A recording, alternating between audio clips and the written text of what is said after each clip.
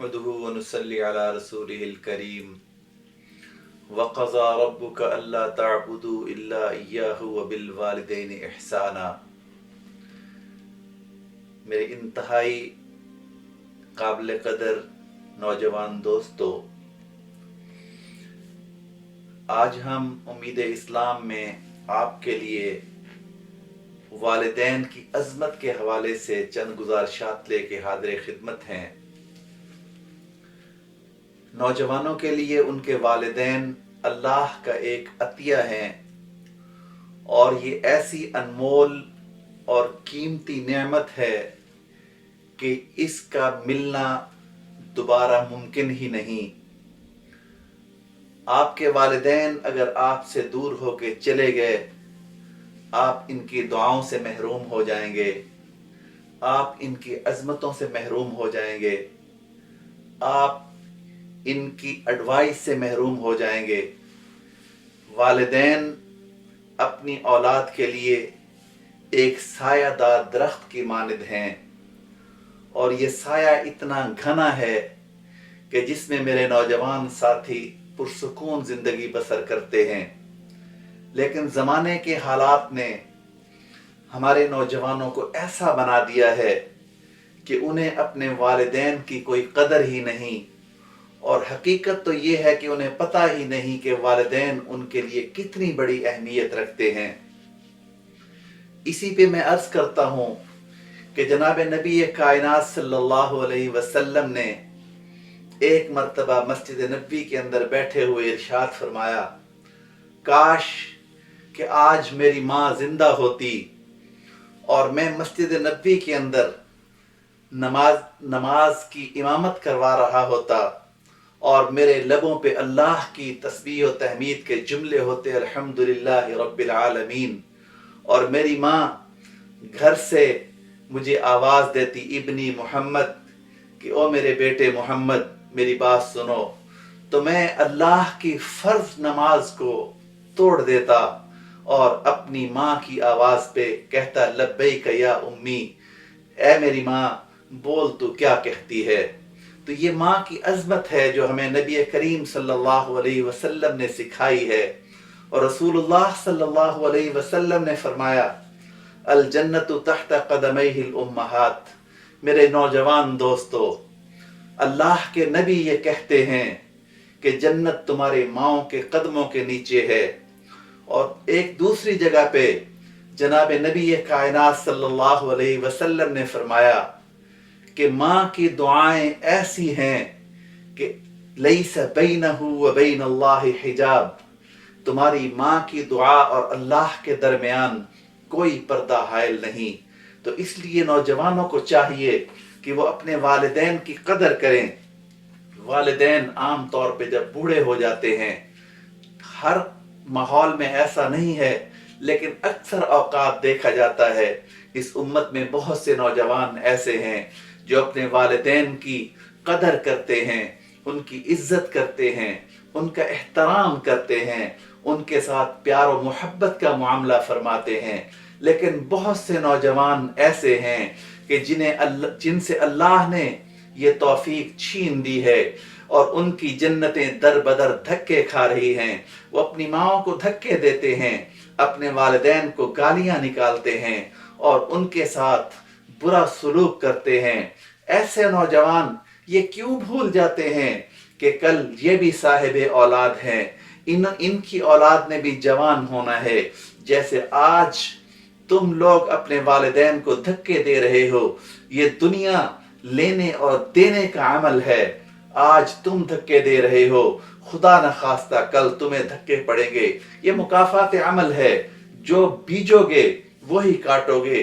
کہیں ایسا نہیں ہوگا کہ آپ گندم کو کاشت کریں اور وہاں سے جو حاصل کریں، آپ کانٹے بو دیں اور پھر وہاں سے پھول آپ توقع کریں کہ ہمیں پھول اگے ہوئے ملیں گے۔ نہیں، جو کچھ بیجو گے وہی کچھ کاٹو گے، جو کچھ دو گے وہی کچھ لو گے۔ آج تم نے جو کچھ اپنے والدین کے ساتھ کیا ہے، کل ایسا ہی طرز عمل तुम्हारे साथ किया जाएगा। कल तुम क्यों भूल गए हो कि तुमने बूढ़े भी होना है और तुम्हारे बच्चों ने जवान भी होना है। और आज अगर तुम अपनी माँ के साथ बदतमीजी करोगे तो कल तुम्हारी औलाद यकीनन तुम्हारे साथ बदतमीजी करेगी।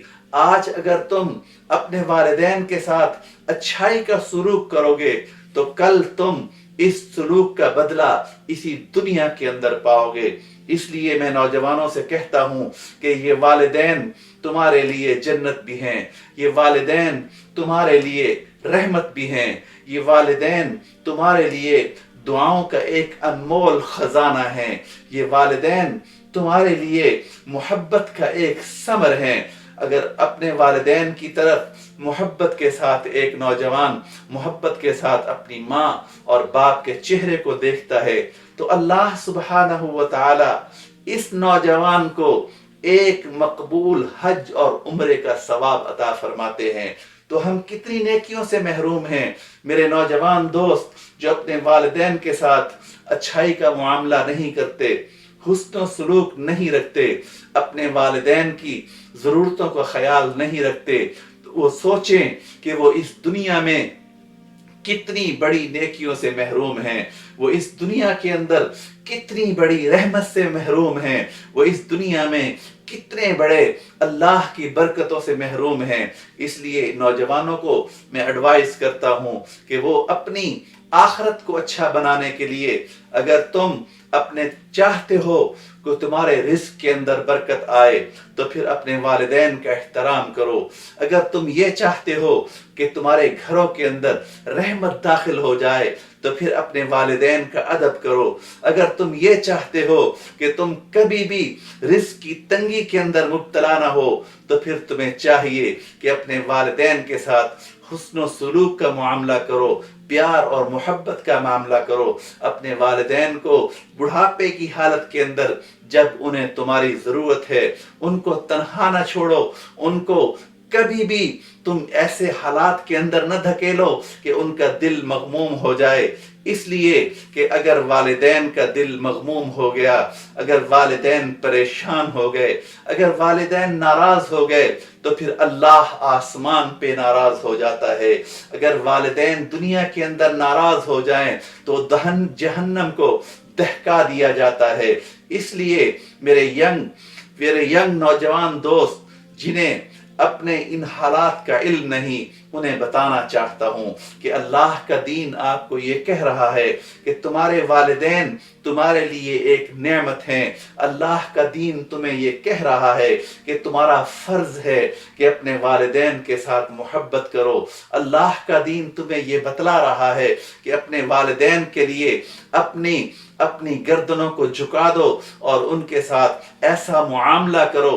एक बहुत ही खूबसूरत बात किसी ने लिखी है कि हजरत अबू हुरैरा रजी अल्लाह ताला अन जब अपने दामन को फैलाते, अपने दुआओं को, हाथों को बुलंद करते तो कहते अल्लाह अबू हुरैरा को मुआफ कर दे और अबू हुरैरा की माँ को भी मुआफ कर दे, और जो हमारी मग़फ़िरत की दुआ करे उनको भी अल्लाह तो उनको भी मुआफ फरमा दे।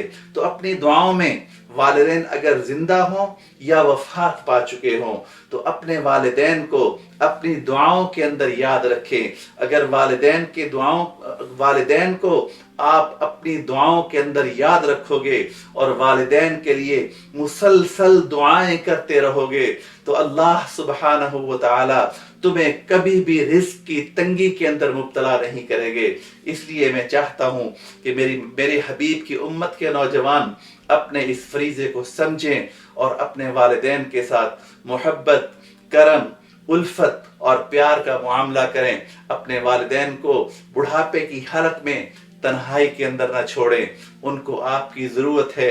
अगर आज आप इन बूढ़े वालिदैन की अजमत को सलाम करेंगे तो कल आपने बूढ़ा होना है, फिर आपकी औलाद भी आपके साथ हुस्न सुलूक का मामला करेगी, मोहब्बत, प्यार और उल्फत का मामला करेगी। अगर आज आपने जो बीजना है कल आपने वो काटना है, आज आपने जो देना है کل آپ نے وہ لینا ہے، اس لیے اس مکافات عمل کو دیکھتے ہوئے آپ کو وہ فیصلہ کرنا ہے جو آپ کے لیے بہتر ہو۔ اللہ میرا اور آپ کا حامی و ناصر ہو، اور ہمارے والدین کو ہماری آنکھوں کی ٹھنڈک بنائے، ان کی عظمت اور خدمت کے لیے اللہ ہمیں توفیق عطا فرما دے۔ وآخر دعوانا ان الحمد للہ رب العالمین۔